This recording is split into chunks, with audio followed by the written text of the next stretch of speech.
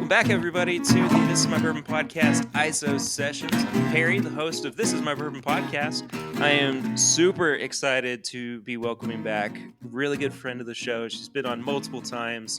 Always have a really fun time getting to chat with her. Haley from Wilderness Trail. Haley, how are you? Hey, I'm doing all right. How about yourself? What up? What up? What up? No, I'm doing well. I was just telling Haley about some technical issues that we were having with the podcast, but it's nothing you guys need to worry about. It's all going to be fine. And again, this is definitely me reassuring myself and nobody else that things are hunky dory. So Six times you said it's all going to be fine in the last 10 minutes. So it's all going to be fine. I poured some of the Wilderness Trail 4-year bottled and bond weeded. I definitely brought out the rye bourbon and the rye whiskey as well to help kind of calm my nerves a little bit. It only seemed appropriate. See, it's all going to be fine. Yeah, for sure. Speaking of Wilderness Trail weeded bourbons, your all 6-year came out recently. Yeah, woo indeed. We talked about it back in, golly, when did I come to the distillery to chat with you? Was that January or February? I believe it. Yeah, it was around February, I believe. It was pre-quarantine. So yeah, pre-COVID. Yeah, COVID. And we had talked about how that was going to get released in March. Of course, everything shut down in March. Yeah. And so y'all pushed it back. But it seems like it was really successful in the launch. Is that kind of how you guys feel about it? Yeah, absolutely. I know we kind of talked about, trying to tease it out, saying, hey, I think like your podcast was one of the first that we talked about being like, all right, be on the lookout. 6 coming up. That was a big teaser sitting out. And oh yeah. Yeah, My Bourbon Pod got it first. Yeah, we did. Exclusive. And then COVID happened, and obviously we felt like having a launch of some sort was just not a good idea. Mm-hmm. Obviously, people quarantining and doing those things, we were like, all right, let's not get a bunch of people out their homes into the distillery at that time. So we basically we waited up until we were kind of permissed by the governor, by Daddy Andy, to open, because kind of the distilleries have all been kind of scrambling and meeting and Zoom calls left and right, saying like, right. Once things started to open back up, figuring out, well, how do we open? What do we do? Blah, blah, blah, and kind of generating our own guidelines to present to get passed. And then basically we were like, once we found out the day we could open, we were like, boom, let it drop, let it ride. So, so we did, we released on the day that we were allowed to open up for tours and things like that. And we did a pre-sale. Some of us, there were a couple other releases that happened kind of in the midst of everything. And so we kind of did some recon work and saw how other distilleries are doing it and how to best like navigate the waters. But yeah, so we decided, we were like, okay, this is going to be it's very limited anyway. It's going to be super limited in the market. But we were like, okay, let's go for about 100 bottles, send that out there, see what happens from there. And gosh, they sold out within a couple hours, I think is how fast the first round went. And basically we were all kind of blown away. Shane was like, well, okay, well, let's add some more to that. So we ended up, I think in total, we ended up pre-selling about 350 bottles or something like that. Yeah. That's fantastic. It was wild. Truly unexpected. I mean, it's something you always kind of like hope for, Yeah, of course. But it's funny how we feel like we're still so young and shy and sheepish about things sometimes, where we're like, we hope people show up to our party, you know. Do you think anybody even saw the Evite or? I don't know. Should I get more chips and dip? I'm not sure. Is this enough beer? Is 3 kegs enough beer? What are we doing here? Right. So, I'm curious too. I think we might have touched on this a little bit back in February, but you guys, like, is there a chance for this, especially based on the response, for the 6 year to, and maybe not even just 6 years, but just some of the higher age stuff to kind of make it to the mass market, especially based on the response to the release? I think yes. I think eventually. I think especially the 6 year. Well, and it's funny because you know, we had, I say we as if I planned this whole thing. Shane and Pat had this had a vision in mind, obviously, when they were creating Wilderness Trail and kind of creating the programming that would happen. And you know, the rest of the time though, since we have released product, we have basically changed things that we do based on consumer feedback, right? You know, our consumers, you guys are the reasons why we make the choices we do, and yeah, of course. You know, obviously, otherwise, what's the point, right? Shane and Pat aren't going to drink it all, although they could try. And so the initial idea was that once we reached 6 years, that was going to be like our basement. That was going to be all you saw from us, you know, going forward. Like, boom, we're at 6. Don't worry about the rest. And basically, two things have happened since then that have kind of changed our course as far as how we're programming this now. One, our 4 year has been so well received. Oh yeah. You know, a lot of people have said, "Oh, it's good for a 4. It's going to be great in a 6, whatever." But then some people, I think even you, Perry, had mentioned, like, the 4 is great. Why touch it? You know? Yeah, we had said that, and it took, I think it was Dixon Deadman who put it to me that, like, it doesn't matter if it's, you know, a younger product. If it's good, it's good. Yeah, and then that kind of shifted my thinking about it. That I was like, well, yeah, you're right. And I don't know if you've kept up with the show much recently, but we also have been kind of in love with Hotel Tango, which is, yeah, and their 2-year-old bourbon, unbelievable. I mean, I was just blown away by what a 2-year-old bourbon could even taste this good. And their rye was exceptional as well. And, you know, I did have to kind of walk back some of my thoughts going, well, I don't want to talk like, you know, it's good, but it's 2 years old. Right. You know what I mean? Like, I had to, and it's part of that definitely came about because of the way that I was talking about Wilderness Trail when it first came out. I didn't want to keep saying it's good, but I think it's a lot. It's easy to think about what it could be in a couple of years, but it's just as easy to put a period after it's really good. That's a great way of putting it. Yeah. Yeah. So I mean, that, don't get me wrong, I am excited to see what it is actually like at 6 years, but I at 4 years old, it's still a spectacular product. And I'm actually drinking some of the 4-year Bottled and Bond weeded right now, and I can confirm it's very good. Very good. Period. Yes. I love it. Well, and I love that mentality too. Just because you're right. Like, we, especially in bourbon, we expect things to age and to be aged longer and to do those things. And I think we're in a wave, you know, the last 5 to 8 years really has been a wave of newcomers that aren't prepared to give you an aged bourbon right now. Yeah, absolutely.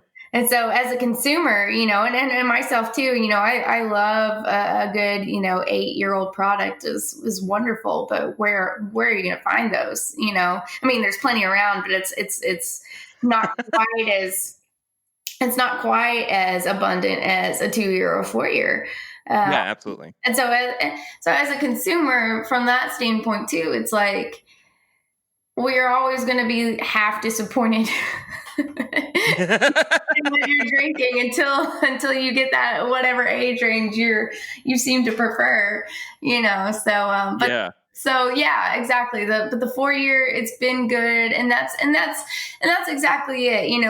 We had we were of that same kind of mind frame too until the 4-year came out, and in the last couple of years, it's been just really making, all of our 4-year products have just been really making the name for themselves. And we're like, okay, well, good. And maybe 4 years is a good thing. Maybe it's something we keep up with. Maybe it's something that we keep more mass produced and save something, 6, 8, 10, whatever, for kind of those specialty releases, more of those unicorn, bottles. Yeah. And the other kind of part to why our 6-year is so limited right now is that we, with our barrel pick program, we, to be honest, we ate through so much of our age supply. That's awesome. It is truly an astounding problem to have. Yeah, no kidding. Like, no kidding. Say, you get all these people that say, oh, 6 years, can't wait for 6 years. But then everyone picks these 4-year-old to 5-year-old wheated barrels and they buy the whole barrel and it's all gone. It's all gone. But I mean, you've of course got more stuff aging, and when it does hit 6 years, I mean, I imagine that, like you were saying, that is going to wind up being on the market more widely than it is right now. But I do look forward to when that happens, and I want to kind of like cap off the talking shop, talking business side of it. Yeah, just because like that's not entirely what the Isosessions are about. We've been doing these because we during quarantine times, it's nice to be able to reach out to friends and say how you've been doing, and making sure that everybody's okay and whatnot. Yeah. And so and yeah, we are recording this in July. It's pretty far removed from the initial lockdown, the initial wave of coronavirus cases. But how have you been faring through all of this? And it's been an interesting ride. It's been really, really interesting. Of course, like I'm one of our brand ambassadors, or whatever title you want to give me. It changes every day. Just depends. You've always said that. You've always been like, I wear 1,000 different hats at Wilderness Trail. So whatever, it's nice to hear that hasn't changed. Really, yeah. And I guess that's the beauty of wearing so many hats, is that even in quarantines, I'm still always busy. And so, like I don't hit the road. It's funny, right before everything got shut down, I had just received kind of some of my traveling schedules from different distributors and talked about, our expansions to different states and whatnot. And, I was like, basically for the next 5 to 6 months, like, all right, cool. You're on the road. Bye. See you later. And then, yeah, and then got totally grounded.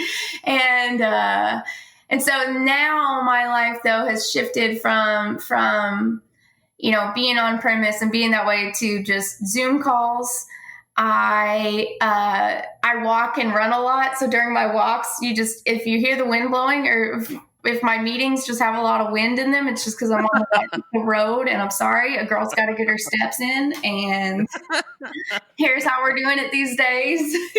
Sure. Yeah. And I'm sure that you've had, or I hope at least, clients have been pretty understanding of that to a degree. Oh, 100%, That's awesome. Oh, totally. Everyone's just that's one of the things I love about this too is everyone's just making do, right? We're all just figuring out by the seat of our pants and whatever. You're having technical issues one day, cool. Your kids are crying in the back, Oh yeah. you gotta go, fine, call me later. Like, it's fine. So, so many of my accounts have met my cat, and like, Fantastic. right? They're like, "Oh, you have lovely artwork." I'm like, "Yeah, thanks." That's adorable. There's like that kind of different side of getting to know each other a little bit too. It's just like Zoom meetings, especially like seeing my newfound office space and things like that. So you kind of get to know each other on those levels a little bit too. But I love it just because, I mean, we just have been constantly rolling, and it's just a matter of, all right, cool, we're not in person anymore. What do we do online, and how do we roll from there? So I wear a lot more yoga pants and passenger attire, and I basically mullet my way through life. I'm a walking mullet. I'm business on top, party on the bottom. It's fine. I will say I have definitely discovered the wonder of sweatpants. And like I don't know how, like I guess I just had this like ages old stigma of like sweatpants are just like, they're just really gross looking, and like they can be just unflattering or unappealing or whatever. But like you get a good like hard tapered sweatpant with pockets, and if it's got a little bit of flair to it or whatever, it's functional out in public. You don't have to feel so bad about going out of the house and not dressed in real pants or whatever. Yeah. But like I did you ever watch How I Met Your Mother?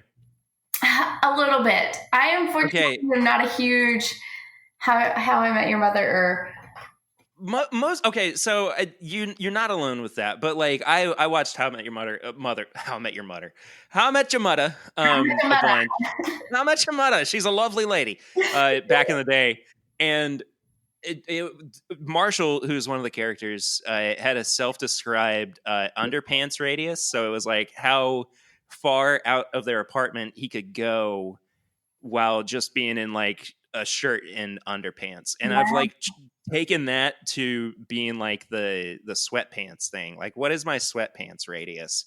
Like, can I, and like it starts out small. It's like, yeah, I'll go to the grocery in sweatpants, and it's like, well, I can go to the bank in sweatpants. It's fine. And not that, at that time we were doing a whole lot of, face-to-face going to the bank or anything. But like, I definitely started feeling like I can get on board with this for sure.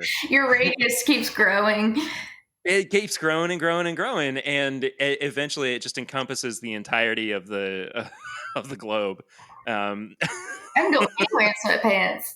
Doesn't matter, right? Yeah, exactly. Who cares at this point? Who cares? Who cares?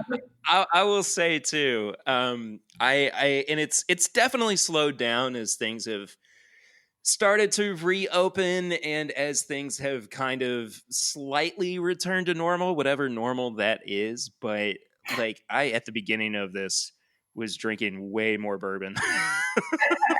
Thank you. Yeah. You're the reason why I'm still working. To that point, I did hit a point where I was like, all right, all bets are off.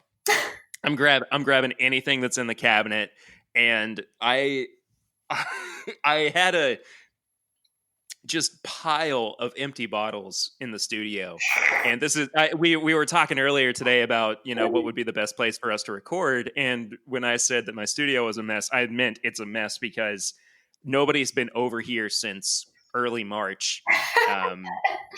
And so I've just let it go like weeds.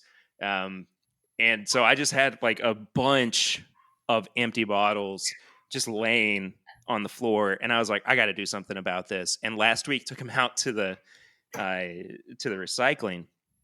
I counted something like 25 empty bottles. So, and look, don't anybody like call the police on me or anything, please. But I was like, you're not alone. You're not alone. But I did look at that and go, all right, that's over. Okay. I've done some damage here. I've done plenty of damage, and I already feel bad about myself. So let's move on from that. But oh my gosh, though, I mean, like, what like, aside from, you know, your daily wardrobe, I mean, like, what other habits changed for you when everything hit? Oh gosh, let's see. So I mean, I still my work and all that fun stuff had to be the same, but I basically, like, I was not one of those people who like shut down with the shutdown, you know. I know a lot of people who are just like, I'm not moving, I'm not doing anything. This is time to watch Netflix and hang out. And I was like, this is go time. I hit go on so much. I like started all these new workout regimens. I started retraining with running. I organized my house and my car, and I just got done organizing like my storage shed. And I went through like digital purges. I am every couch potato's nightmare right now.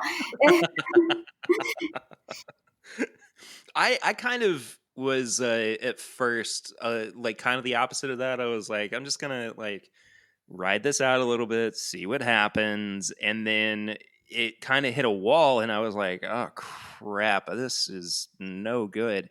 And like, I'm already just a very anxious person as it is. Yeah, I already have deep. Yeah. Oh my gosh, Haley. Have we never? Let's pull back the curtain a little bit on Perry's anxiety and depression, but this is what the sessions are for. Yeah, exactly. So I just hit a wall, and I was like, we got to do something. Mm-hmm. And you know, whether it was just getting out a little bit and, you know, venturing around, and then wound up having a job with the state for a little while, doing unemployment claims nonsense. Anyway, I don't want to get into that either. It's too much. It's too much, man. I got enough on my plate as it is.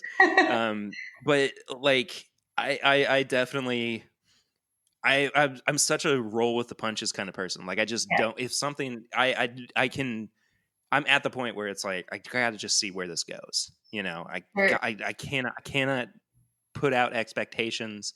And if I do, it's just going to be thrown to the ground and stomped in the mud. Oh yeah. And so this has been no different. And I feel like, and it's what everybody else has been saying. It's like, this is a great time for self-reflection. Just look at yourself, see what can be worked on if you need to, you know, yada, yada, yada.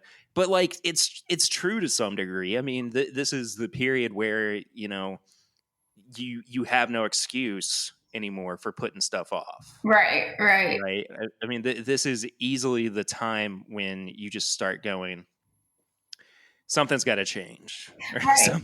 I gotta do something here. And I think for me too, like, I was honestly like on the brink of that beforehand. And so I think that's why this was like the perfect timing. I don't know. I honestly was like that annoying positive person that was like, people are doing good for each other.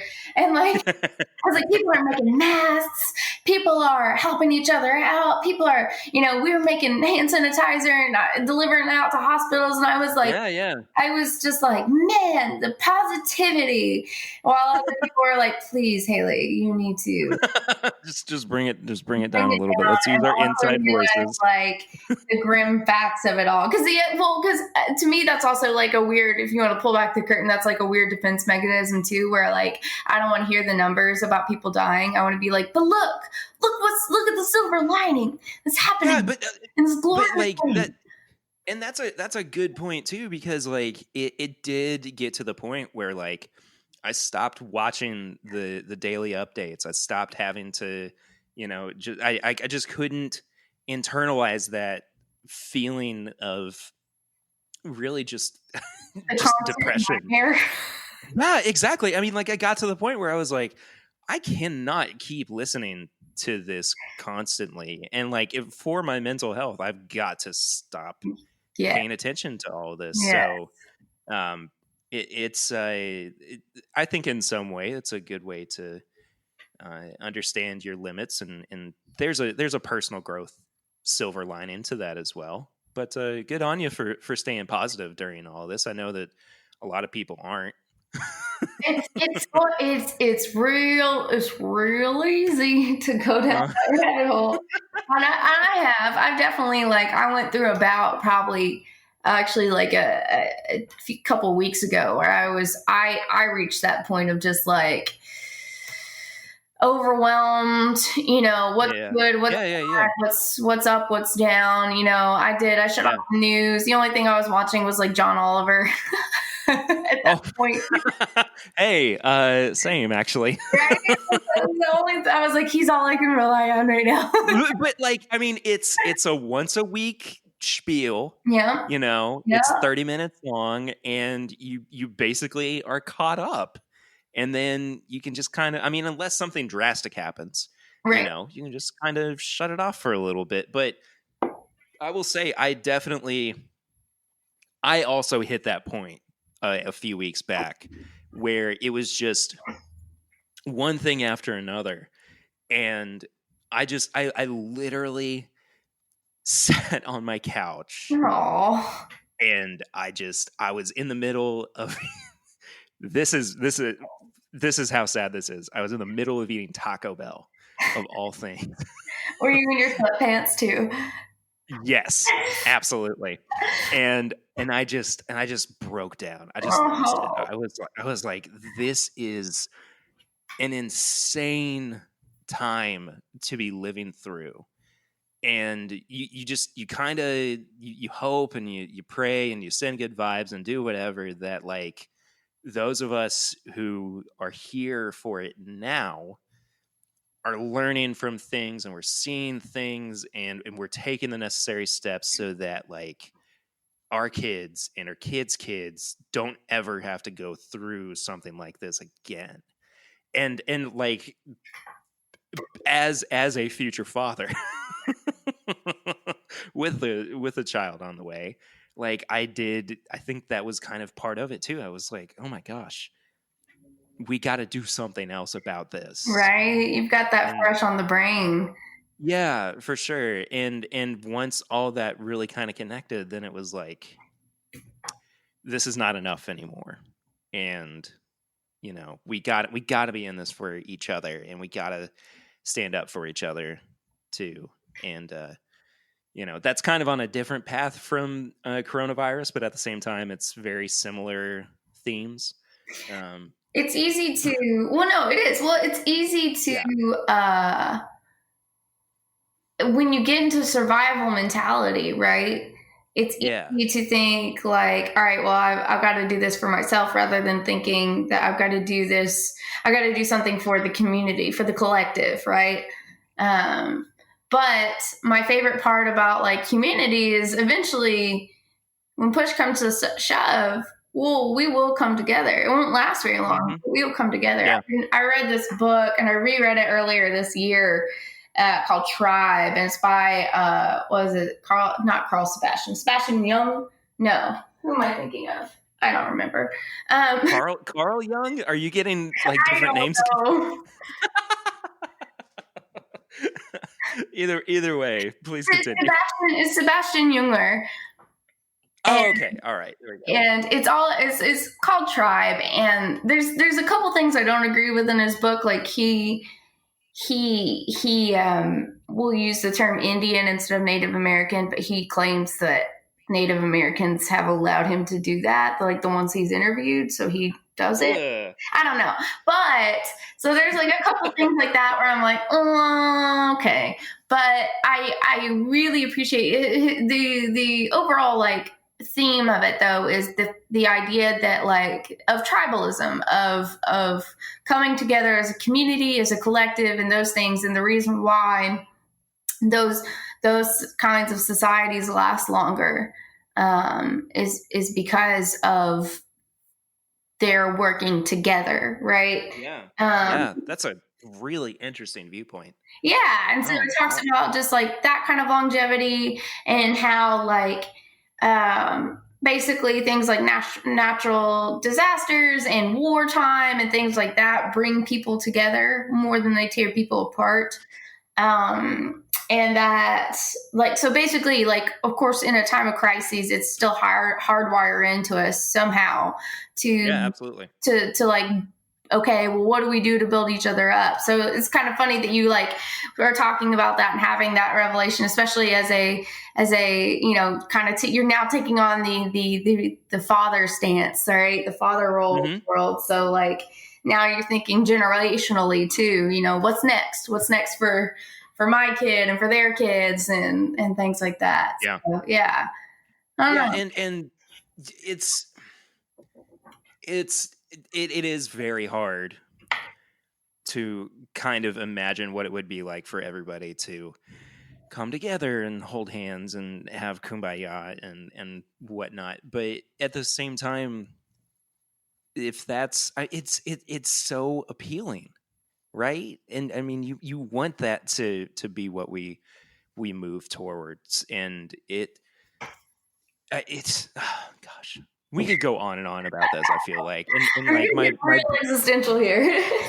my brain is doing backflips right now thinking about the tribal aspect of things and like how different society would be if we treated it like this is our tribe and we are fighting for each other, instead of like, well, they don't agree with me and being real petty and whatnot. You know, I mean, like, it's just I love that. I love that thought of tribalism being a model for modern society.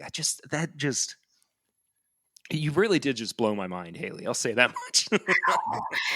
That, and I've been reading the book Sapiens, which I really enjoyed. And let me tell you this. I've brought this book up like 6 times. I'm only 40 pages in. And I'm like, so this book Sapiens.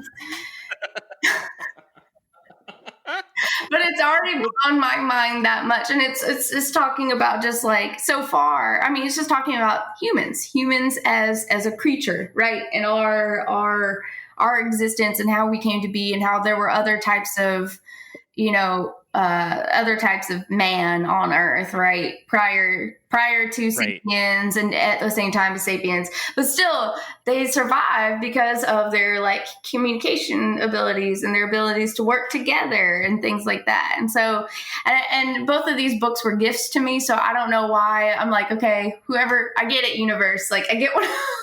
All right, I get the message. We got to work together. Yeah. So, but it's another one too that's like just been basically about like the reason why you survived especially during, you know, you're talking about billions of years ago, and you know when you don't have any kind of luxury at that point, when you're making your own tools, you know, you're making the first tools, the hunter gatherers. Yeah, exactly. So.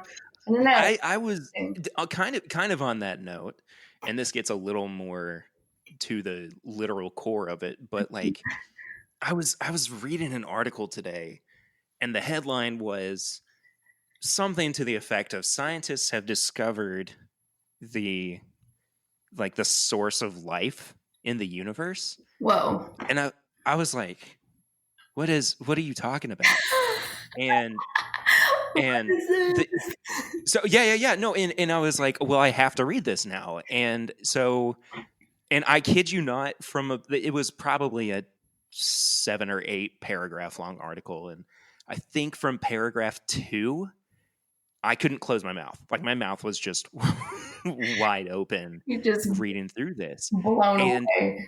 Yeah, absolutely. And it was something that like it makes sense when you step back and look at it. But they were saying that the source of carbon, which is the core building block of life in the universe rather, Yeah. excuse me, comes from white dwarf stars.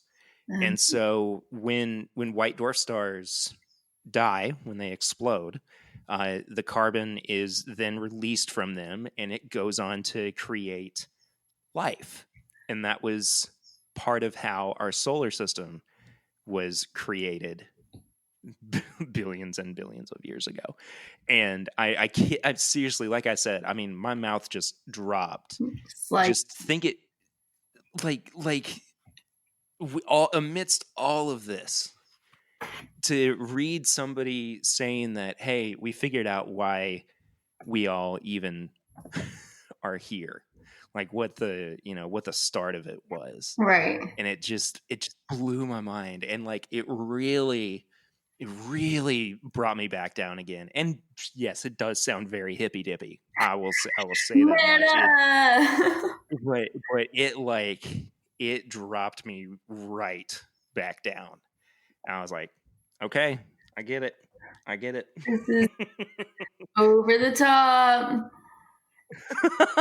Over the top. Well, there's like there's all those like cutesy little like Pinterest quotes about how you're made of star stuff and all that stuff, but it's true. Like you are. It's literally true now. It's 100, and that's crazy. Like I think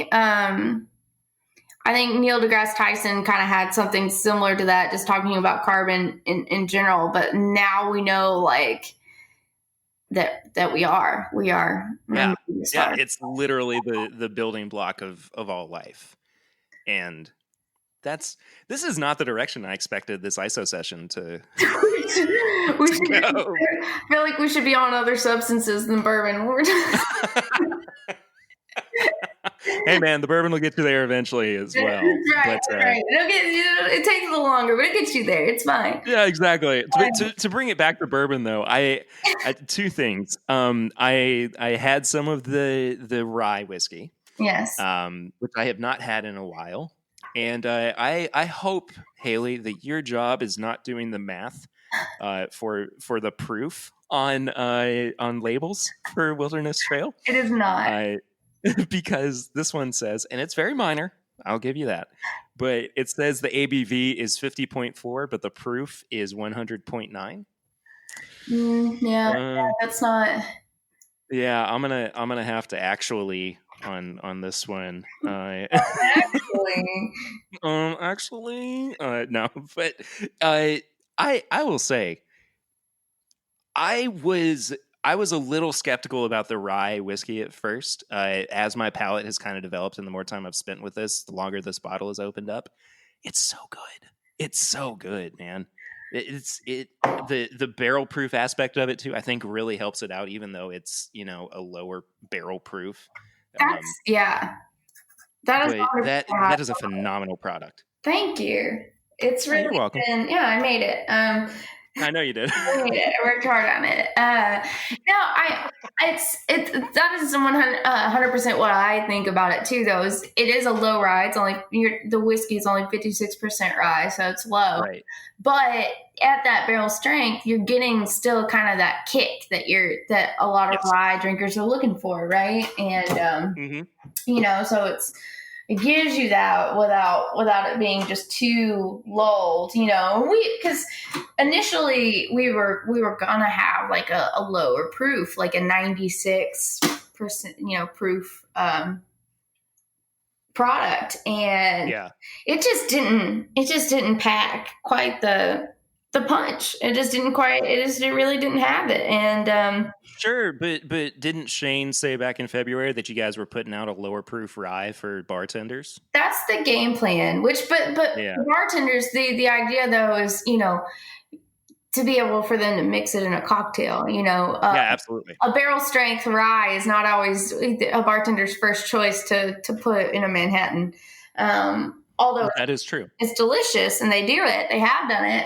But like as far as price goes, and also as far as flavor profile, especially if you start doing cocktails where you're mixing more than one liquor into there, Sure. that'll start to add up pretty quickly too. I mean, there's a reason why LITs make you LIT. LITs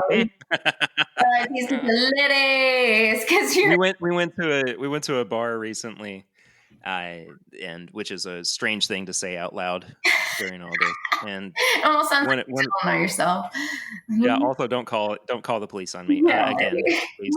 But we one of the guys that was with us. It was like a craft cocktail bar, and the bartender was like, "What do you want?" His name's Greg, by the way. He's he's a good friend of the show, a patron of the show as well. Go check him out in hey, Greg. in Florida. He's a great dude. Oh, it's in Florida? No, they don't care about the virus. Sidebar. Anyway, I'm joking. No. Yeah, it's all good. Anyway, so he looked at the guy and said, "What do you want?" And he said an LIT, and he basically just straight up said, "You're not drinking an LIT in my bar." It was a wild moment, but I enjoyed it anyway. But the other thing I wanted to say, and this is by far my favorite Wilderness Trail product, the high rye bottled and bond bourbon. This is just a spectacular whiskey. I absolutely love this bourbon to death. And to make it even better, I'm on the last couple pours of batch 1 of this bottle. Yeah. The DO1? Uh-huh. Oh. Oh yeah. It's been put to good use. But I think this might have to be laid to rest here soon. Dadgummit, y'all. And we were saying forever that we cannot wait to try the rye bourbon. And sure enough, it delivered. I like I said, this is my favorite Wilderness Trail product so far. Having not had the 6-year weeded, I want to clarify that. Disclaimer. Have you? In my experience. But no, I so far allegedly. No, I think that this is, and I really can't wait to see what a couple more years does to this product as well. But that being said, it's great at 4 years old. But I've enjoyed getting to sit down and drink through some of these products, not necessarily with you, but as we've been talking about the world at large and coronavirus and how to change ourselves for the better. Yes. But tell me a little bit too. I'm just curious, because you're more familiar with the 6-year, of course, than I am. Mm-hmm. What has changed from the 4-year to the 6-year? What is it? Is it just depth of flavor? Is there a flavor note that has come out in the 6-year that wasn't present in the 4th year too? What have you found with it? Well, it's kind of amazing because we've been bottling everything up to a 5.5 year, honestly, at this point. So some people have been drinking, darn near close. I don't know what your rating is on your show. We can get away with that. Okay. Very close to the 6-year age, anyway. So we've kind of just been, bottling the 4 to 5.5 year. And so you're getting close to those age ranges, but it's funny, in bourbon, it's amazing what like 1 month can do, right? To make bourbon turn a corner, right? To make an age turn a corner. What season, if you go through a really crazy summer, and by that fall, your product's totally different than it was 3 months ago. And so it's some of it, I don't know if it's just kind of placebo where I'm like, oh, it's 6-year, but like to me, there's a whole lot that's changed, especially I will say from the 4 to 6. One being just the general like viscosity of it it's got, it's much rounder. It's got a better, I hate the term mouthfeel, but it's got a better mouthfeel. It just sounds so pretentious. But it does. It's true. It's got a better mouthfeel. And then to me, it's got just more balance, overall balance of flavor. It's not that a new flavor really has popped up, at least thus far, I will say. But more just that a lot of our weededs usually have kind of a spike in a certain flavor, right? Usually like, oh, this is, this 15 D07 is just a butterscotch bomb, or this one tastes, it's usually got kind of a spike or a very florid flavor of that, or blood orange, or a lot of just candy notes and things like that. Right. It's just much more of a beautiful blend and balance to those same flavors. It's just not quite as jumping. It's not quite as jumpy from one to the other. It kind of takes you on much more of a smoother ride between the processes of, from the start to the finish. So, and so, so it just has that kind of just level of maturity to it, where it's not just so zippy, Sure. Yeah. So, well, if that was a sales pitch, I'm sold. Yeah. Well, good.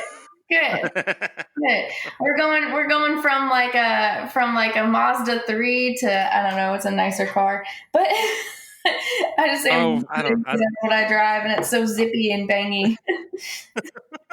I'm not a car guy. I don't know. I'm not impressed by cars, really. But yeah. I am excited to eventually grab a bottle of it, and I'll definitely have to make the trip up to the distillery here soon and come see us. Yeah. Because I haven't been to a distillery since March, so it would be a nice way to kick things back off here soon. Also, I have to be conscious of how much work I have to get done around the house, because we gotta convert the recording space into a baby space. I was gonna ask, what are your preparations like? Because how far along are you in getting ready, I guess, is the question. So she's officially 6 months pregnant. Okay. So I'm about 5 months behind on preparation. Yeah, I really need to take the time to box everything up and move it. So it's the studio itself is basically going to be transplanted into our garage, which, it's nice. I have another space for it and everything. Right. But at the same time, like, we have garage cleaning we have to do before that can happen. And it's a very multi-layered process that is definitely grating a little bit on my anxiety, but it's going to be okay. I'm going to get there. This is, again, me talking out loud, trying to work through something. He's fine, everyone. He's fine. I'm fine. It's going to be okay. Someone can stand some 6-year-old weeded bourbon so he can make it. Please. Well, on that note, I think we're going to go ahead and wrap up this edition of the TIMBP Isosessions. Haley, it is always so good to get to chat with you, whether it's about Wilderness Trail or what's going on in the world around us. Where can folks find you on social media? Where can they check out more about Wilderness Trail? Well, Wilderness Trail, you can find us on Facebook and Twitter and Instagram. Both Facebook and Instagram are Wilderness Trail Distillery. Twitter is WT Distillery, because it won't fit any longer than that on the handles. And then you can find me on Facebook at Haley Perros, and on Instagram at hazy.pesos. And I exist on Twitter, but don't worry about it. Don't go back and look at her old tweets. She's going to get canceled. She's going to be canceled. The whole thing. It's all going to be over. It's all going to be gone. Well, you can follow the show at My Bourbon Pod on Instagram, Facebook, and Twitter. You can leave us a 5-star rating and review in the iTunes podcast app if that's where you listen. And then you can become a patron of the show at patreon.com/mybourbonpodcast for as little as $1 a month. We appreciate everybody who is a patron of the show. Once again, patreon.com/mybourbonpodcast. Haley, thank you again. Thank you. Yeah. Absolutely. We'll have to do this. We'll have to do it again soon. Please. Of course. Yes. And we will see you all for the next ISO sessions. But until then, I'm Perry, and this is My Bourbon Podcast.